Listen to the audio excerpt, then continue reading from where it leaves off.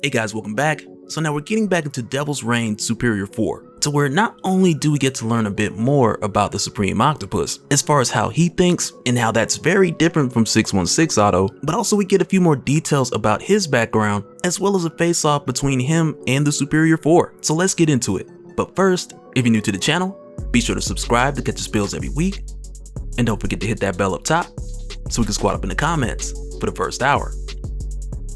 Alright, so when we jump back in, we start off with the Supreme Octopus, who like we'd seen before is the alternate version of Otto Octavius, who had recently noticed your 616, Doc Ock, being reckless throughout the multiverse along with the other members of the Superior 4. But also with the Supreme Octopus making notice of Doc Ock, he also makes the observation that Doc Ock and himself are not the same. And really, like, just off appearance alone, that's a statement that he doesn't have to sell too hard. But then to even take it a step further, when he goes down a list of these different variants of himself, who of course are also variants of Doc Ock, but when the Supreme Octopus brushes through these few, like one when Norman Osborn killed him in order to cover up what he had done to him, another reality where he was killed by President MODOK, who just wanted to make an example out of him, and another where it looks like he almost became the leader, but instead at a young age he died of a gamma overdose, and another one where he got lost in the forest, but no one cared to look for him and he just didn't make it. But even with him just brushing through these, unlike 616 Doc Ock, the Supreme Octopus, he understands that throughout the multiverse,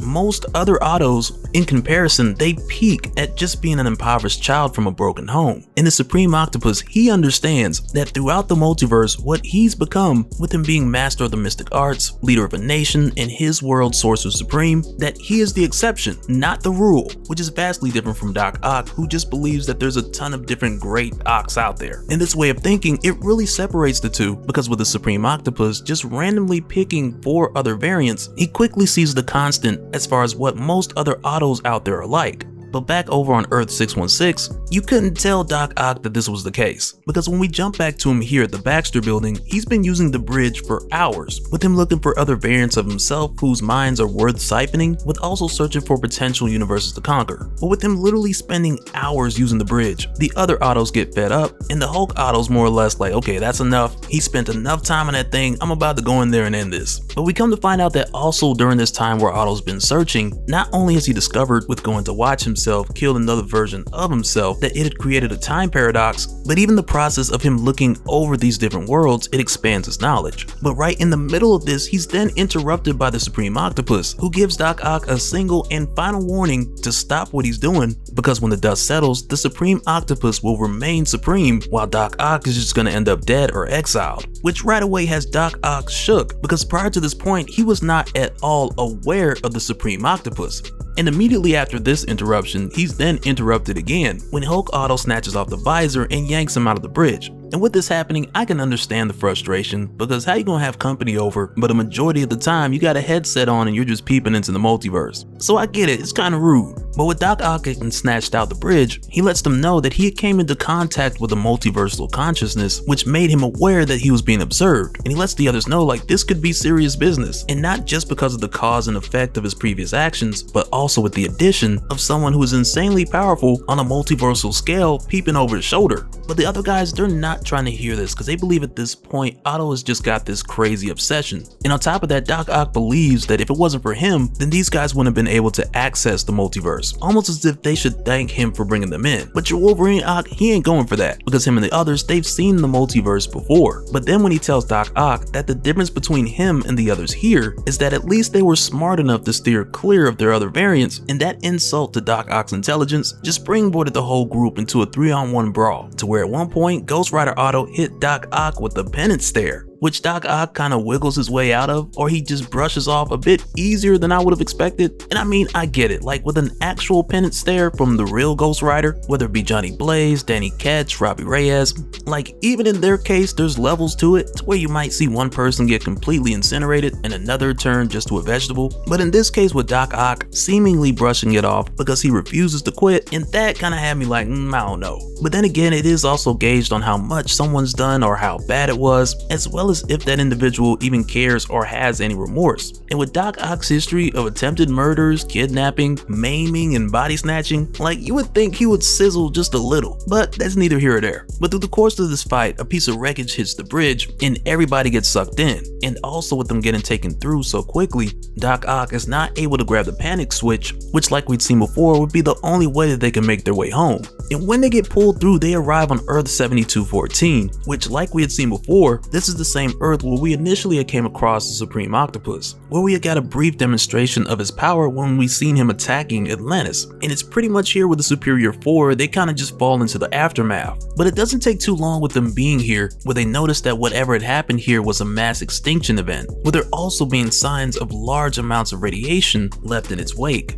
And pretty quickly, Doc Ock, he puts together that they didn't just stumble across this place, but rather they were brought here. And before he can really get into his theory of who brought them here, the others already knew that he was going back to the whole multiversal consciousness thing, which right away had your Hulk Otto and your Wolverine Otto fighting over who was gonna shut him up first. But in the middle of them fighting over who's gonna fight him, a tsunami then breaks their way, seemingly coming from out of nowhere. And when this happens, your Otto, Wolverine, and Ghost Rider, they dip, and Hulk Otto, he just stands there because, I mean, for him it doesn't matter, which then leaves Doc Ock like seconds before he's just destroyed. But before he's crushed by the tsunami, he's snatched up and taken to Earth 8968 by the Supreme Octopus, who does this really just to get a moment to talk to Otto alone, and more or less give Otto the opportunity to bow before him, with the Supreme Octopus being his clear superior. And with the way this is done, it's almost like the Supreme Octopus, he pulled Doc Ock by himself to kind of spare him the embarrassment. But even with Doc Ock admitting that he got caught off guard, he insists that at some point he'll get revenge. But then it's here where Supreme Octopus lets him know that he'd pulled him to that Earth with that destroyed Atlantis to give Doc Ock a demonstration of what he could be, to where from here the Supreme Octopus, he starts to go down his list of achievements, to where for starters he mentions that he's liquefied Shumagorab, to where with that one, I'm not gonna front,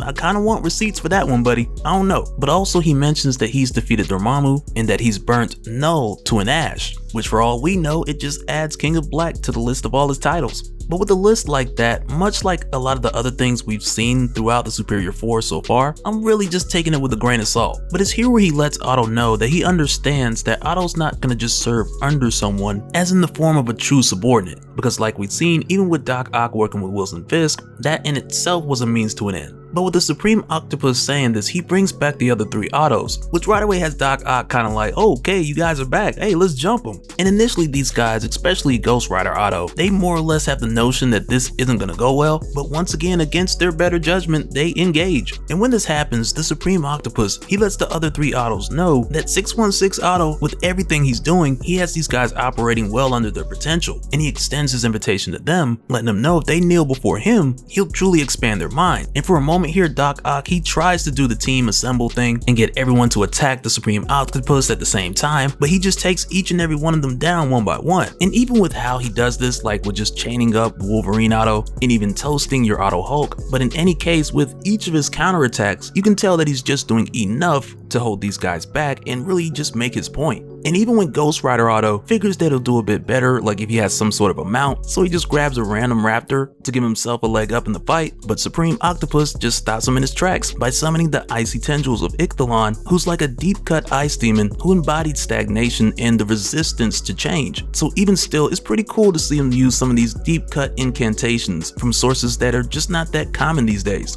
But then for Doc Ock, it's here where Supreme Octopus shuts down his arms once again, which from there causes the other three Ottos to give in, because Hulk Otto, he recognizes that this is the same magic that shut down Doc Ock's arms in Earth 5069. And Wolverine Otto, he just knows when he's lost a fight to where it can turn out to be something that he can learn from. And Ghost Rider Otto, he just hopes that siding with Supreme Octopus will result in more lives being saved than lives being lost. But also, it's here where we get a bit more information about Supreme Octopus, as far as us learning more about his background, because with Doc Ock having his arms in restraints, the rest of his body then locks up, and it's here where Supreme Octopus shares that he used to be a surgeon, and a talented one at that, which within that statement alone, it more or less lets us know that this Otto had started his life with an origin very similar to that of Stephen Strange, but possibly with some kind of difference that involved his father, whether his dad ran him off the road or cut his brakes or something, like who knows. But we at least at this point have the information that the core of his amalgamation, it had began with a Doctor Strange-like story, But with saying this, he gives Doc Ock his professional recommendation, with him seeing that the restraints on Doc Ock's arms have caused the blood in his body to completely cease from flowing, and as a result he tells Doc Ock that they're gonna have to amputate. And it's here where the Supreme Octopus and all the other Autos rip off all of Doc Ock's arms, to where from there Doc Ock is then taken prisoner. But while he's here and he has time to think things over, and he thinks about how he believes that this Supreme Octopus, he relies more on magic than he should, and to the point where Otto believes that he's wasting his intellect and disrespecting science. And while Otto is in here, he mentions that some of the greatest scientific discoveries, they're made on acts of folly, and he believes that's why for him, though he can't recall his memories of Spider-Man or use any of that anymore, the fact that it happened is still useful to him. And it's with that reasoning that Otto sets his sights on taking the kingdom of the Supreme Octopus, as well as every drop of his knowledge,